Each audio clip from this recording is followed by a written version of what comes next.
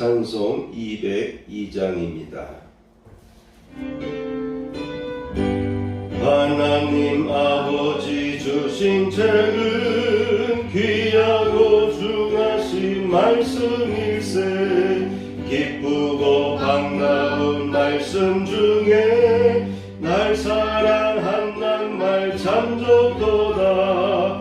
주께서 나를 사랑하니 즐겁고도 즐겁도다. 주께서 나를 사랑하니 나는 참 기쁘다. 구속의 은혜를 저버리고 어긋난 땅길로 가다가도 예수의 사랑만 생각하며 곧다시 예수께 돌아오리. 주께서 나를 사랑하니 즐겁고도 즐겁도다. 주께서 나를 사랑하니 나는 참 기쁘다. 구주의 영광을 바라보며 예수의 이름을 찬양하리. 영원히 찬양할 나의 노래 예수의 이름이 귀하도다. 주께서 나를 사랑하니 즐겁고도 즐겁도다. 주께서 나를 사랑하니 나는 참 기쁘다. 주 예수 날 사랑하시오니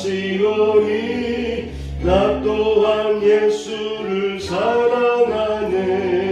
날 구원하시려 내려오사 십자가 위에서 죽으셨네. 주께서 나를 사랑하니 즐겁고도 즐겁도다. 주께서 나를 사랑하니 나는 참 기쁘다. 주 예수 날 사랑하시오니 마귀가 놀라서 물러가네. 주 나를 이렇게 사랑하니 그 사랑 어떻게 보답할까. 주께서 나를 사랑하니 즐겁고도 즐겁도다. 주께서 나를 사랑하니 나는 참 기쁘다.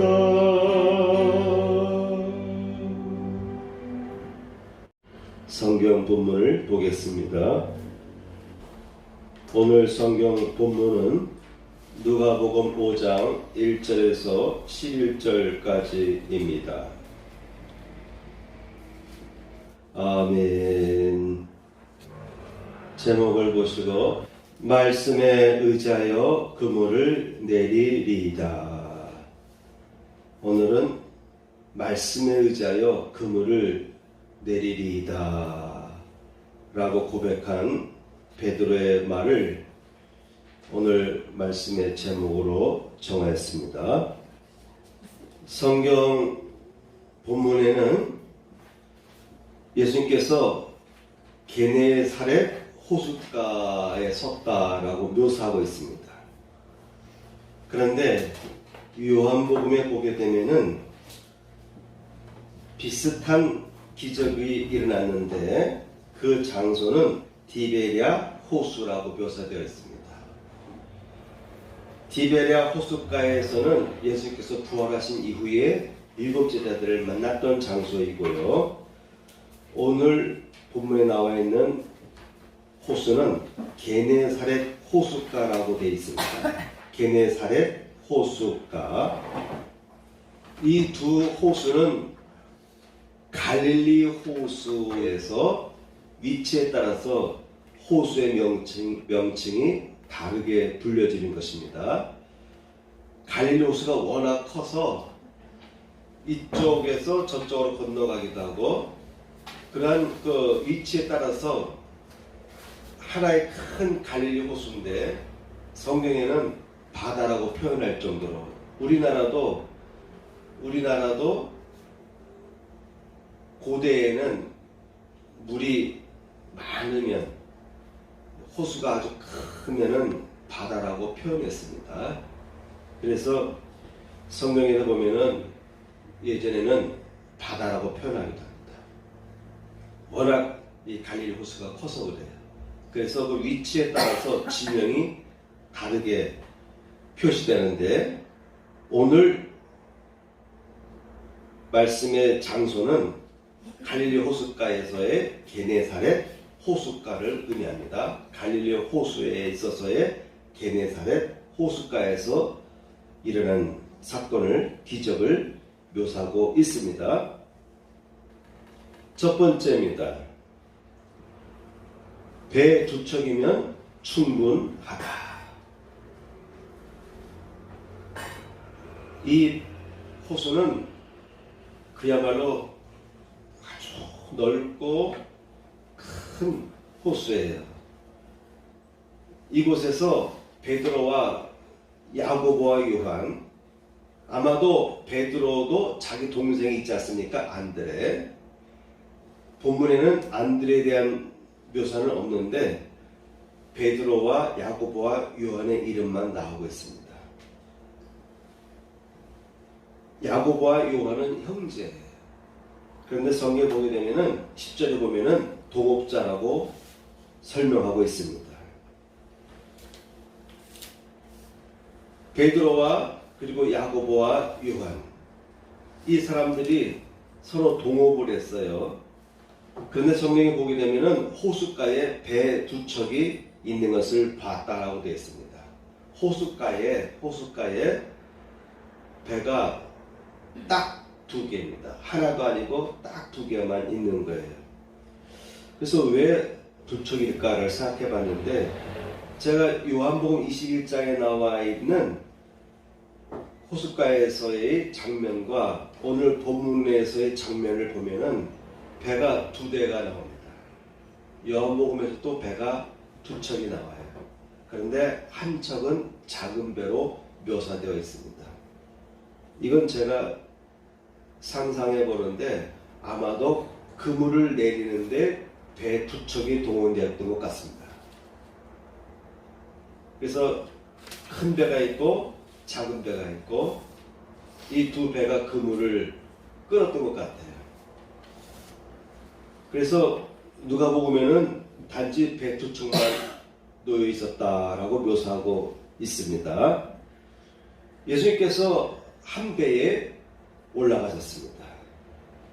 많은 사람들이 예수님의 말씀을 들으려고 따라왔기 때문에 예수님께서는 바닷가에 있는 배 한 척 위에 올라갔습니다.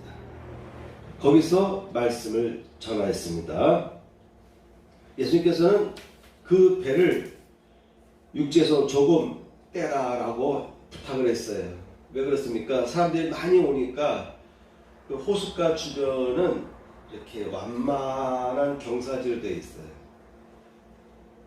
팔복산 있죠?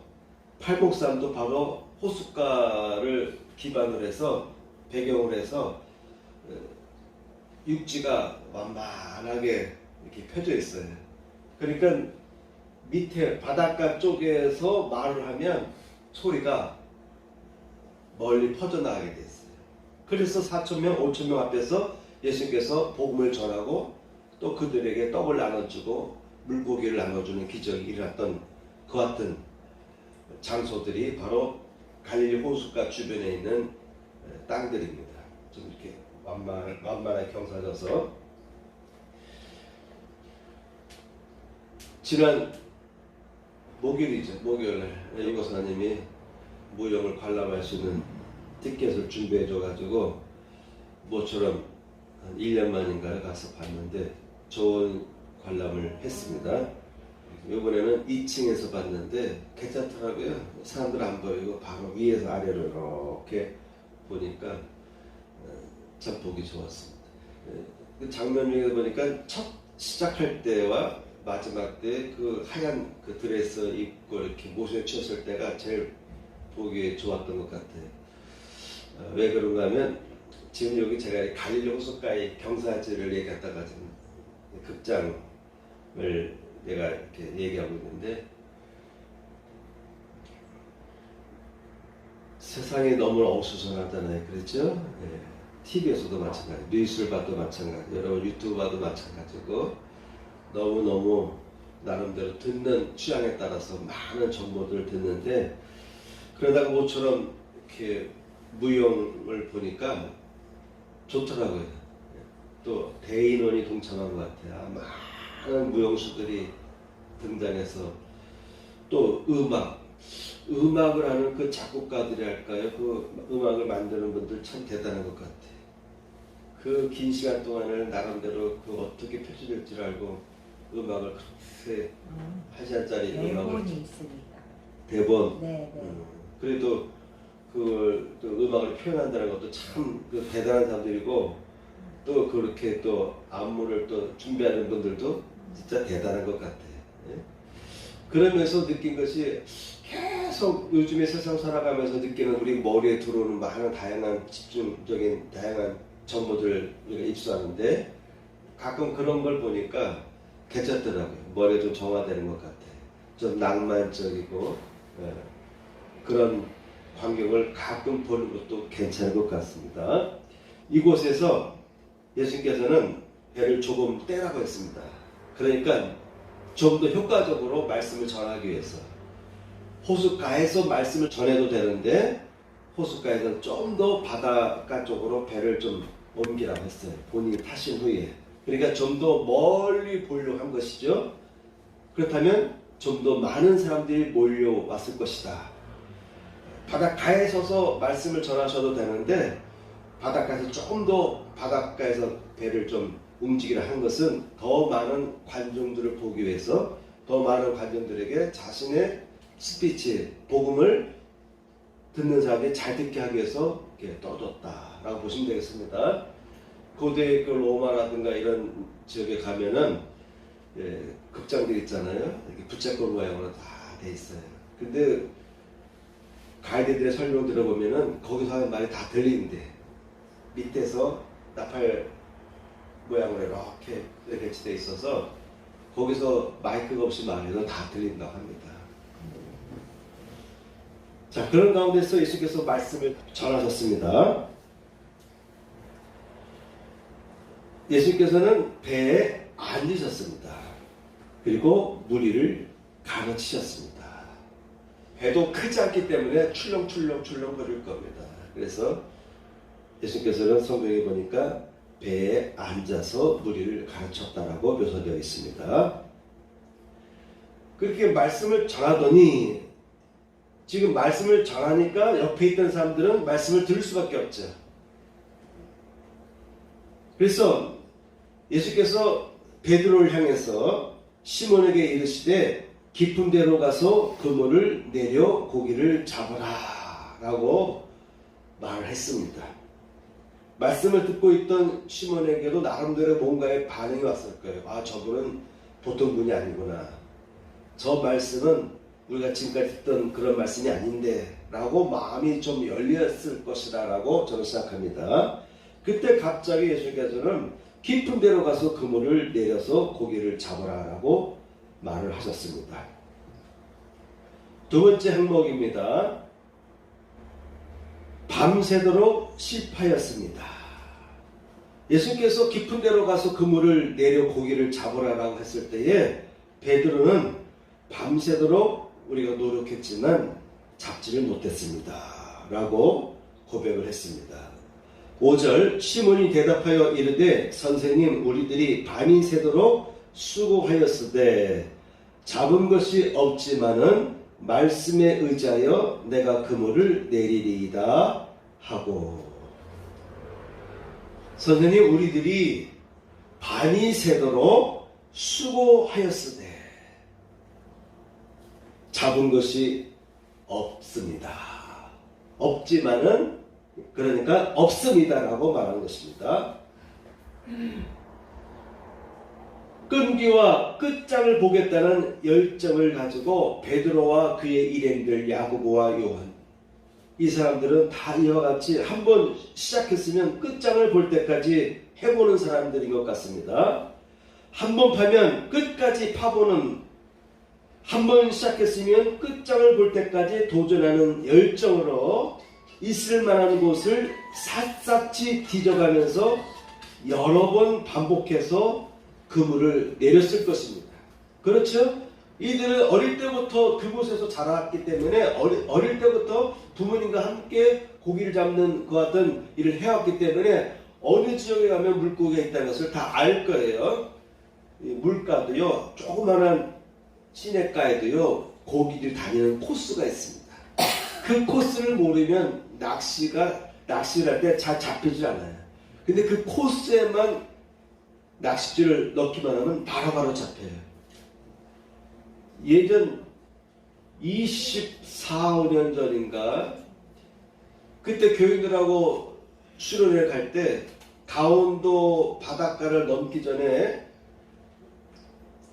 부령계곡이라고 하는 것을, 그 계곡을 넘어야 되거든요. 그 계곡을 정점을 지났는지 꼭대기까지 올라가서 내려가는 지역인지는 어딘지는 모르겠지만 그 근처에서 하루인가 이틀을 교인들과 같이 머무른 적이 있습니다. 방 하나인가 2개 정도를 민방으로 빌리고 돈 더 내고 그 넓은 마당에 텐트를 치고, 그리고 낮에는 계곡가에 있는 물 운동에 가서 낚시를 하는데 밑에 내려가서 낚싯대를 5,000원씩인가 얼마 주고 사갖고 왔어요. 대나무로 된 임시적인 낚싯대지만 그 여러 대를 구해와서 교인들하고 낚시를 하는데 한 분은 계속 던지자마자 요즘 낚시할 때 낚시에다가 지렁이를 눕든가 지렁이를 꼬든가 하든가 하는데, 벌레든 지렁이를 그거를 바늘에 꽂고서 하면 좀 더 잡기 쉬운데 다들 징그러우니까 그냥 떡밥으로 바늘에 껴서 물에 던지거든요. 그런데 어느 한 사람은 던지자마자 잡히는 거예요. 던지자마자. 가만히 보니까 멀지도 않아요. 곧 가장자리 쪽으로 물고기가 지나가는 통로가 있더라고요. 그분이 그 자리에 앉아서 던지니까 낚시를 던지자마자 바로 잡혀. 던지자마자 바로 잡혀. 그분만 그래. 다른 사람들은 어쩌다 잡는데 그분은 계속 낚싯대를 내려놓기만 하면 바로바로 고기가 무는 겁니다. 자, 여러분, 갈릴리 지역에서 어릴 때부터 자란 이 어부 출신 아닙니까? 그러니까 이 동업자들은 다 어디에 가면은 고기들이 많이 있는지를 다 알고 있어요. 그런데 한 번 시도하면 끝장 보는 사람들이라 열심히 해봤으니까 갔던 곳에 또 가기도 하고 갔던 곳에 또 가기도 하고 또 안 가본 곳도 가봤을 것이고 밤새도록 그들이 그물을 내려봤습니다. 보통 열정 있는 사람 아닙니다. 예수께서도요, 이 12제자를 선택할 때 보니까 이와 같은 열정 있는 사람들이었던 것이에요. 우리는 우연하게 지나가다가 바닷가에서 나를 따르라 이렇게 말하는 것으로 생각하기 쉬운데 아닌 것입니다. 이들은 한 번 시도하면 끝장 볼 때까지 도전해보는 열정을 갖고 있던 사람들이었던 것이에요. 그럼에도 불구하고 이분들은 밤새 실패하고 말았습니다. 전문가들입니다.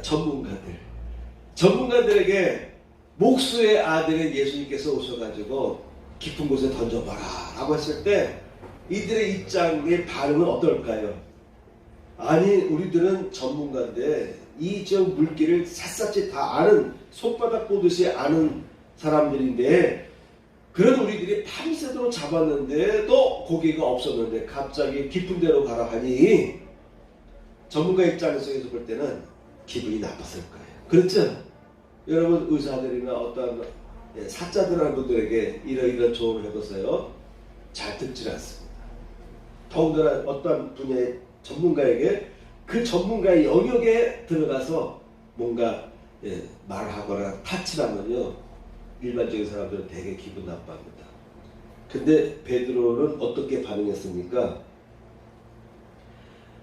우리들이 밤이 새도록 수고했으되 잡은 것이 없지만은 말씀에 의하여 내가 그물을 내리리이다.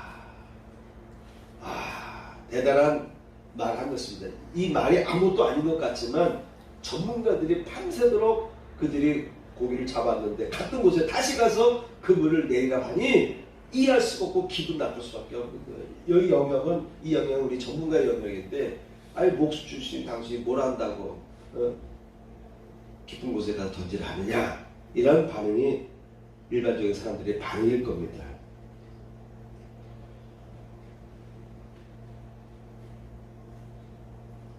밤새도록 실패했습니다. 우리의 삶도 마찬가지예요. 우리들도 베드로처럼 야고보처럼 요한처럼 한번 시작하면 끝까지 파보는 그 어떤 열정을 가지고 성실하게 밤이 새도록 게으르지 않냐고 잠과 싸워가면서 고기를 잡기 위해서 노력을 했습니다. 사업을 했습니다. 사업을 펼쳐나갔습니다. 열심히 물건을 팔기 위해서 노력을 했습니다. 그런데 실패하고 말았습니다. 우리가 살아가는 세상도요, 아무리 전문가를 할지라도 아무리 열심히 노력을 한다 할지라도 때에 따라서는 실패할 때가 있다고 하는 것입니다. 많은 사람들은 이 부분을 놓치기 쉬워요. 전문가면 된다, 이 분야에 내가 자신 있으면 된다라고 생각하지만 그것 갖고도 안 되는 일들이 우리 주변에는 많이 있다는 것을 알 필요가 있습니다. 우리가 살아가는 현실은 그와 같은 도전으로 다가올 때가 있습니다. 열심히 해도 안 될 때가 있습니다. 실패할 때가 있습니다. 아니, 자존심을 완전히 구겨지도록 밤새도록 노력했지만 잡히지 않는 것입니다. 잡히지 않는 것입니다. 그래서 예수님께서는 깊은 데로 가서 그물을 내리라, 이 말은 뭐냐면 다시 내려봐 라는 것이거든요. 일반적인 사람들은 자존심이 상할 수밖에 없어요. 그런데 베드로는 어떻게 응답했습니까? 말씀에 의지하라. 밤새도록 우리가 그물을 내렸지만 잡힌 것이 없지만은 선생님, 이제 당신께서 말씀하시니 내가 말씀에 의지하여, 이 말씀에 의지하여 내가 그물을 다시 내리겠습니다 라고 베드로가 고백했어요.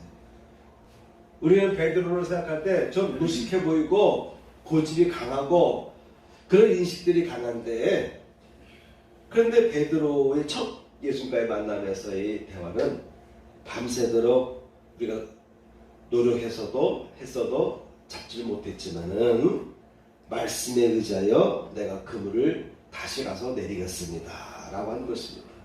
여기서의 일반 사람과 베드로의 차이가 나타나는 것입니다.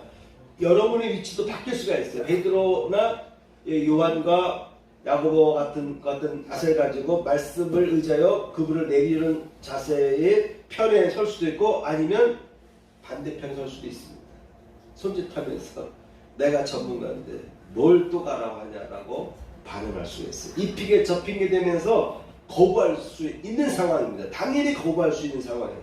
그렇죠? 상식적으로 볼 때 당연하게 이들은 거부했어야 됩니다. 근데 베드로는 말씀에 의지하여 말씀에 의지하여 그물을 내리겠나이다 라고 고백을 했습니다. 성경에는 베드로만 나오지만 나머지 동업자들 요한과 야고보도요 동의했을 거예요. 그렇죠?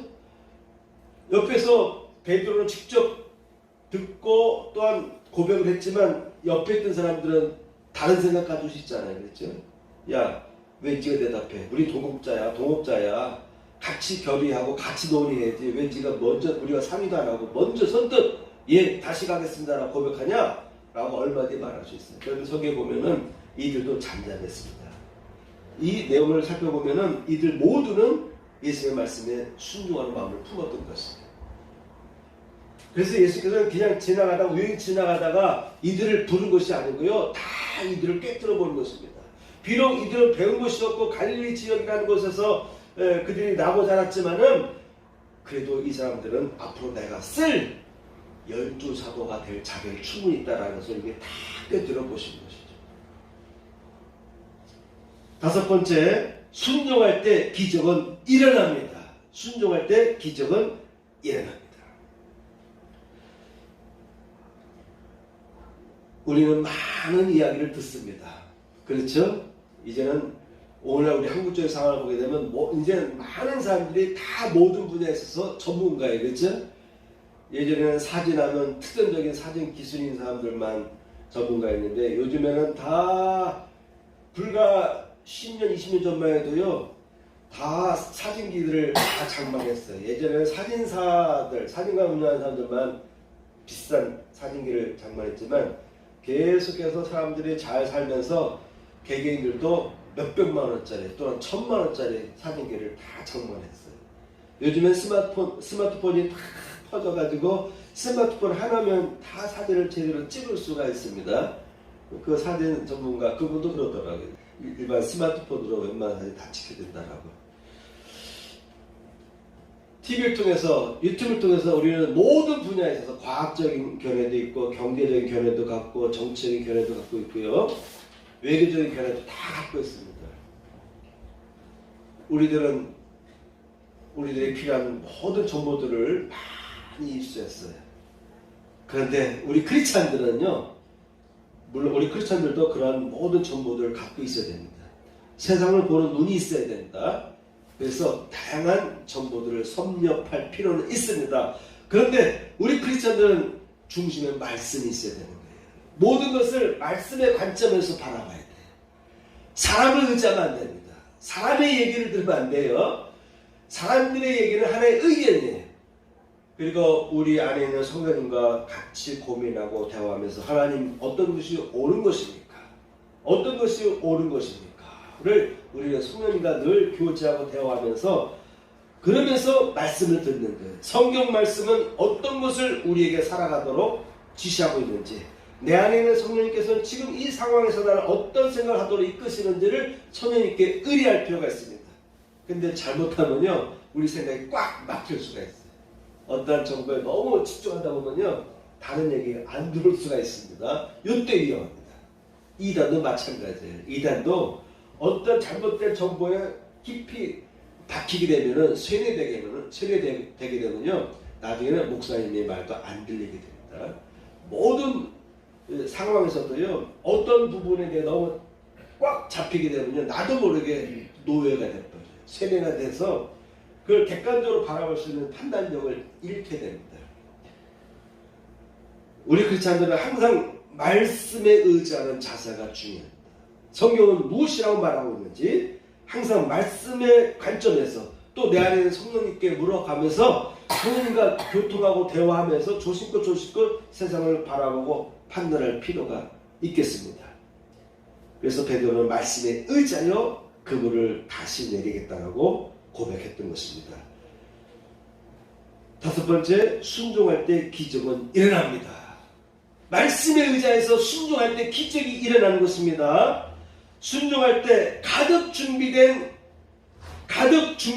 그물이 찢어질 정도로, 순종할 때 준비한 그물이 찢어지도록, 배 두 척에 다 잠길 정도로 그물은 찢어졌습니다. 너무 많이 잡혀가지고 그물이 찢어졌습니다. 그물은 자주 찢어집니다. 그래서 한번 물에 나갔다가 들어오면 그물을 빚잖아요. 터진 데를 다시 엮어매고 수선하고 그런 일들을 어부들은 늘 하는 것이죠. 그런 가운데 약해진 부분이 터졌던 거예요. 찢었습니다. 그런데도 불구하고 터졌지만도 두 배에 가득 잠기게 되는 축복이 임했습니다. 하나님은요, 예수님은요, 순종할 때 내가 준비한 두 배, 큰 배와 작은 배에 가득 잠기도록, 비록 그물은 터져서 많은 물고기가 빠져나갔지만 그래도 우리에게 필요한 우리의 최대치 배 두 대에 가득 채우는 일은 하나님께서 허락하셨습니다. 그런 기적을 이들에게 허락하시는 것이죠. 이거 베드로만 체험한 것이 아니고 베드로와 함께 배에서 그물을 내렸던 동업자들도 똑같은 복을 받은 것입니다. 왜냐하면 이들은 다 동의했기 때문에 말씀에 의지하여 다시 나아가서 그물을 내리는 이 수고로운 일들을 거부하지 않고 순종했기 때문에 이들 모두에게, 그래서 배 두 대에 가득 잠기게 되었다라고 성경은 묘사하고 있는 것이죠. 요한복음에서도 똑같은 사건이 일어나는데 그때는 그물이 찢어지지 않습니다. 마찬가지로 그때 고기가 153마리가 잡혀가지고 그들이 만선을 하는 기적을 체험합니다. 이 체험은 예수께서 부활하신 후에 갈릴리가에서 제자들을 찾아갔을 때 그때 이 제자들 예수를 보고서 저분이 예수님인 걸 몰랐어요. 뭐 먹을 것이 없냐 라고 했을 때 먹을 것이 없습니다 라고 이 제자들은 말하는데 지금 그분이 우리가 대화하는 그분이 예수님인지 몰랐어요. 그래서 오른편에 던지라 라고 말했습니다. 이것도 참 우습죠. 배에서 오른편에 던지라. 좀 깊은 데로 가라는 말은 좀 이해가 되는데 배 오른편에 던지라. 이들 역시 똑같은 상황입니다. 밤새도록 그들이 그물을 내렸는데 실패한 거예요. 밤새도록 잡다가 실패했는데 예수께서 나타나셔가지고 오른편에 던지라고 하니까 더 황당하지 않습니까? 깊은 곳이라고 좀 이해되는데 오른편. 아니 그들이 오른쪽에 그물을 안 던져봤겠어요? 여러 번 했거든요. 그런데 이번에는 예수께서 오른편에 던지라. 그때 제자들이 순종하고 오른편에 그물을 던졌을 때 그물이 가득 차는 기적이 일어났습니다. 근데 그물이 찢어지지 않았어요. 고기를 다 세봤더니 153마리다라고 성경은 묘사하고 있는 것입니다. 이러한 기적은 우리의 삶의 현장에서도 일어날 수가 있다고 하는 것입니다. 조건을 따지지 말고 이렇게 저렇게 피해가지 말고 말씀하신 대로 믿음으로 순종하는 것이 중요합니다. 목사님이 얘기한 대로 네가 예배를 열심히 잘 드리면 너희 기도하는 바가 반드시 해결될 것이다. 아멘. 아멘. 조건을 따지지 말고 이렇게 저렇게 피해가지 말고요. 말씀하신 대로 믿음으로 순종하며 나가는 것이 중요합니다. 그러면 필요한 순간이 될 때 기적은 여러분에게 나타나게 되어 있어요.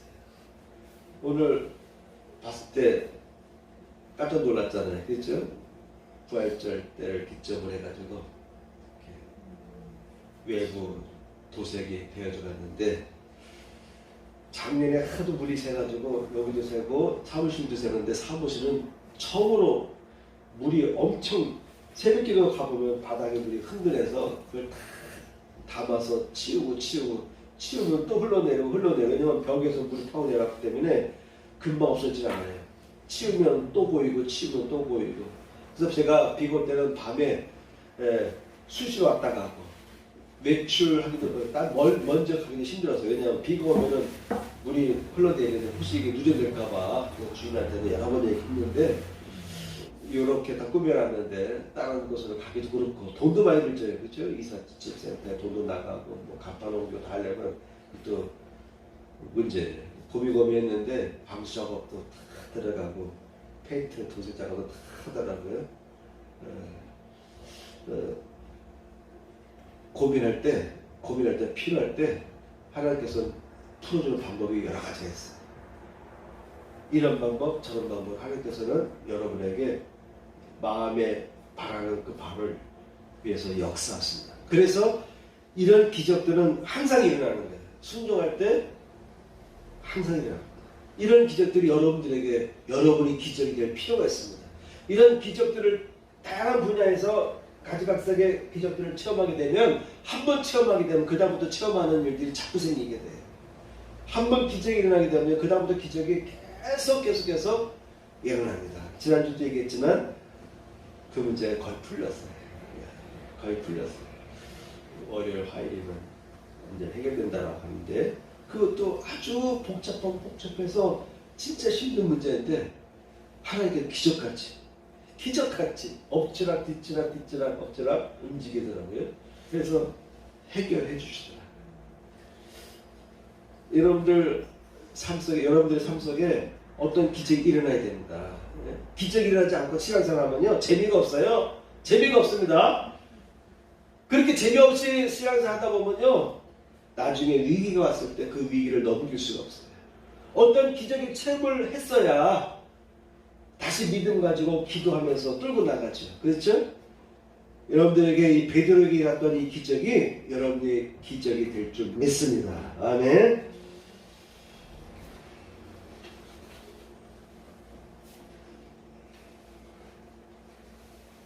여섯 번째, 새로운 회심과 깨우침의 눈이 열립니다.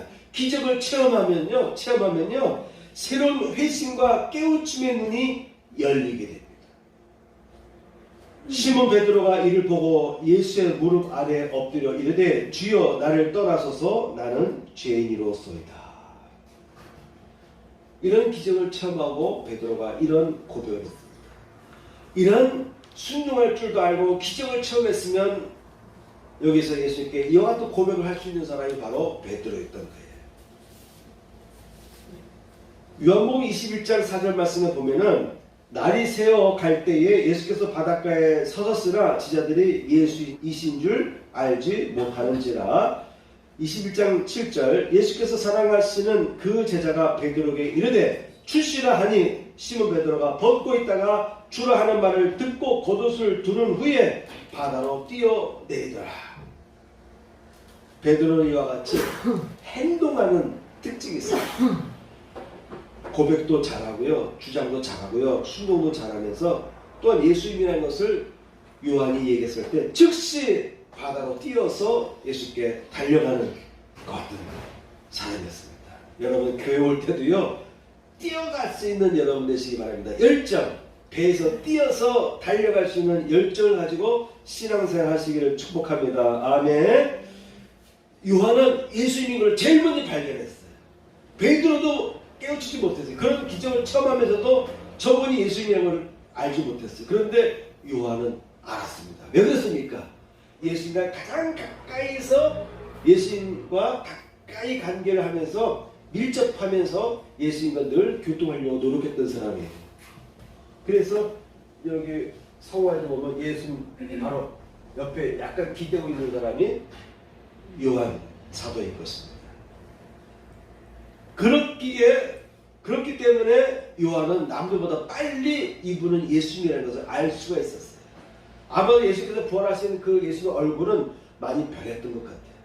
그래서 제자들도 3년 동안 같이 생활했던 제자들도 예수가 대화하면서도, 그리고 자기들이 처음에 체험했던 갈릴리 호숫가에서 그분이 체험했던 것과 비슷한 일이 벌어졌던 것을 체험하면서도 저분이 예수님인 걸 몰랐어요. 근데 유일하게 요한 사도만큼만 빨리 캐치했어요. 출시다! 하고 고백한 것입니다.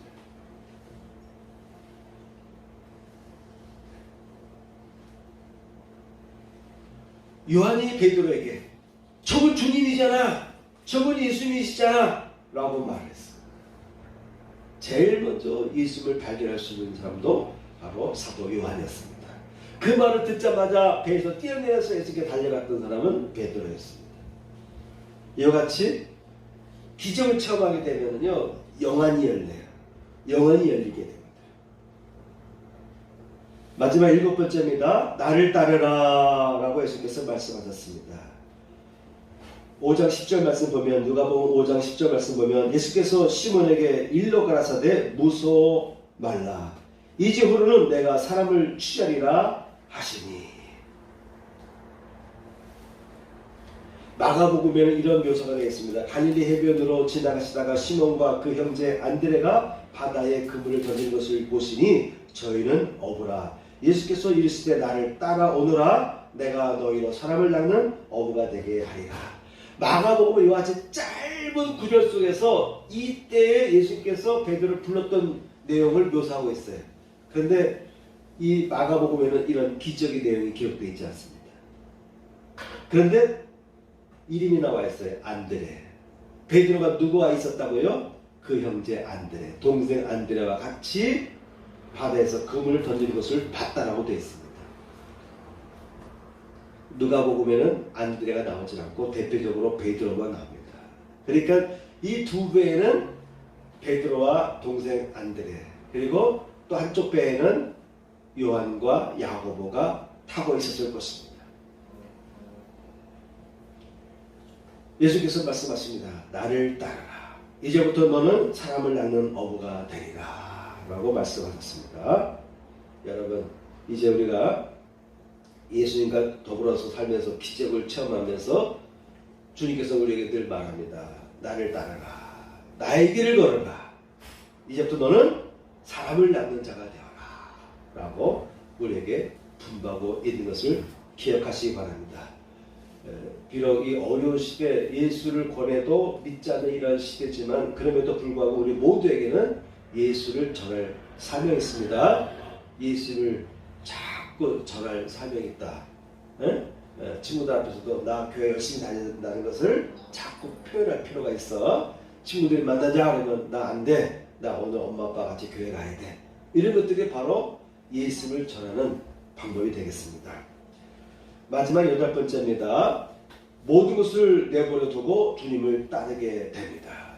기적을 체험한 제자들은요, 하던 일을 다 내버려 뒀습니다. 이 말은 뭐냐면 무책임하게 버린다는 것을 말하는 것이 아니고요. 그의 또 부모님들도 있잖아요. 부모님들도 있거든요.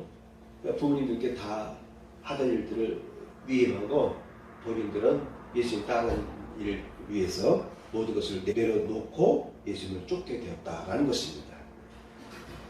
그물을 버려두고 따르니라 라고 마가복음에는 기록하고 있습니다. 예수께서는 말씀하십니다. 물론 내게 오는 자가 나를 따르기 위해서는 모든 것을 버려야 된다.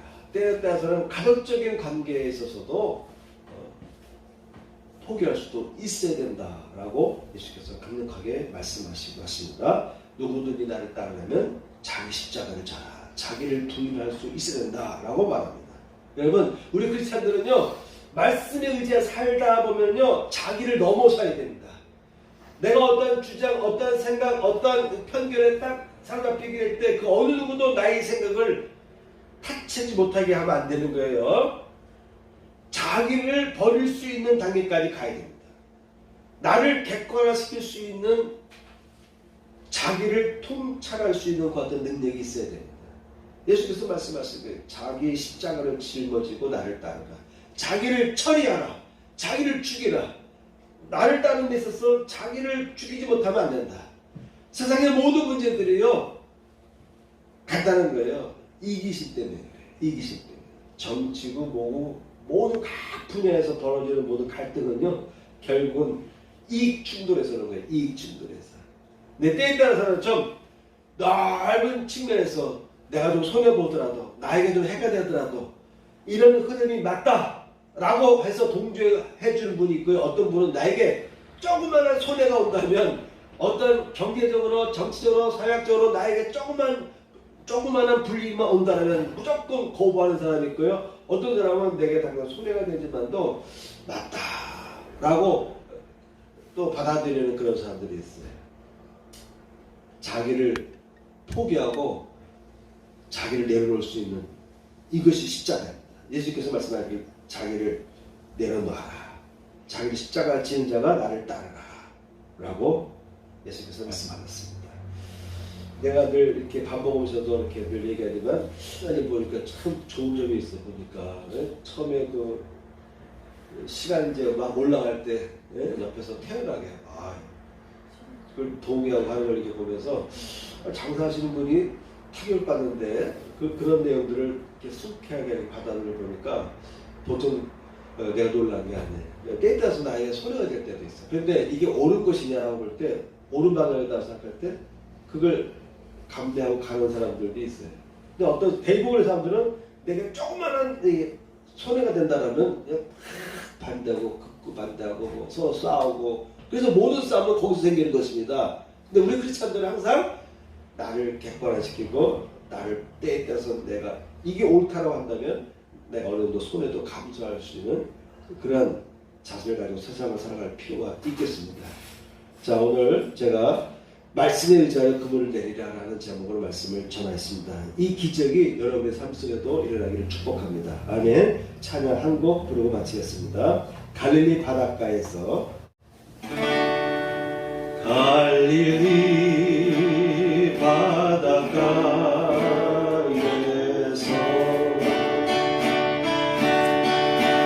주님은 시몬에게 물으셨네.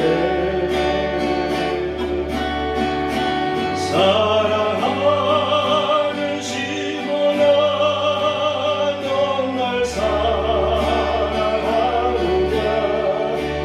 오 주님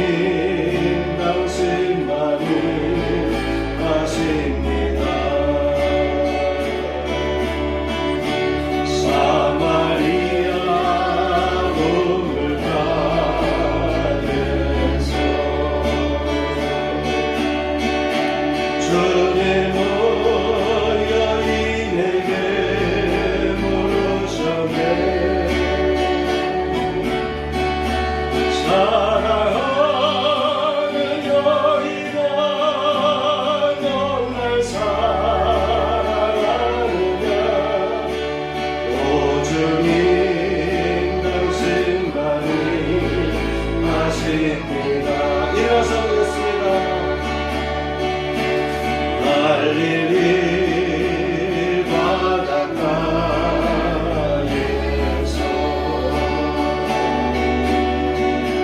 주님은 시몬에게 물으셨네. 사랑하는 시몬아, 넌 날 사랑하느냐.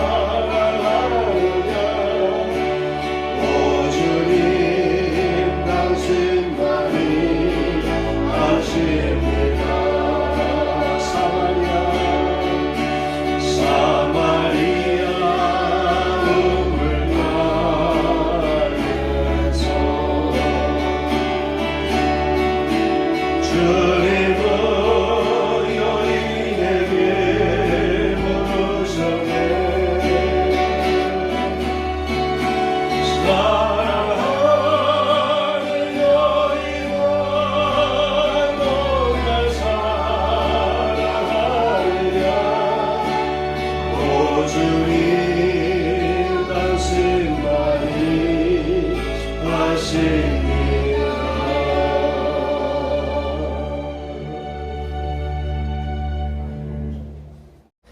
주님은 나의 죄를 속하기 위하여 십자가에서 대신 죽으셨습니다. 주여 내 죄가 사하여졌습니다. 주님은 채찍에 맞으셨습니다. 제가 치료를 받았습니다. 아멘. 다 같이 가슴에 손을 얹고 보험기도를 드리도록 하겠습니다. 할렐루야. 하나님 아버지, 이 시간에 드려진 귀한 예물을 흠양하여 주시옵소서. 특별히 11조 예물을 받으시되 그 가정 그 손길 위에 11조의 복이 임하게 하여 주옵소서. 주일 예물과 감사 예물을 복되게 하여 주시고 한 주간도 승리하며 살아갈 수 있도록 은혜 내려 주시옵소서. 이제는 우리 구주 예수 그리스도의 은혜와 하나님 아버지의 극진하신 사랑과 성령님의 감동감한 역사하심이 이제는 참여한 성도들 위해 함께 하시기를 축복하옵나이다. 아멘.